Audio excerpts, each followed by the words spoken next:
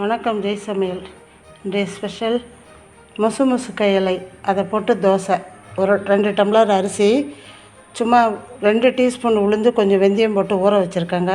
இந்த இலையை ஃபுல்லாக இலையை மட்டும் எடுத்து அலசிட்டு மாவு அரைச்சி வச்சுட்டு சாயங்காலம் ஒரு 4 மணி நேரம் வெயிட் பண்ணால் போதும்.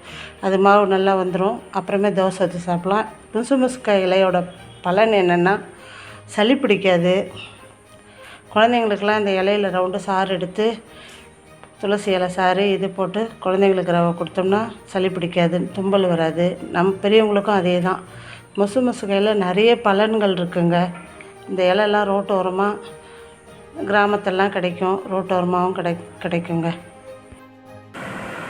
முசுமுசுக்காய் இலை தோசை மாவு அரைச்சிருக்காங்க. இது ஒரு 4 மணி நேரம் கழித்து தோசை ஊற்றினோம்னா அது கொஞ்சம் புளிப்புத்தன்மை வந்த பிறகு தான் தோசை நல்லா இருக்குங்க. முசுமுசுக்கு தோசை மாவு ரெடி ஆகிடுச்சிங்க. முசுமுசுக்கு தோசை ஊற்றி வச்சிங்க. திருப்பி தோசை சூப்பராக இருக்குது. மருத்துவ குணம் கொண்ட தோசை.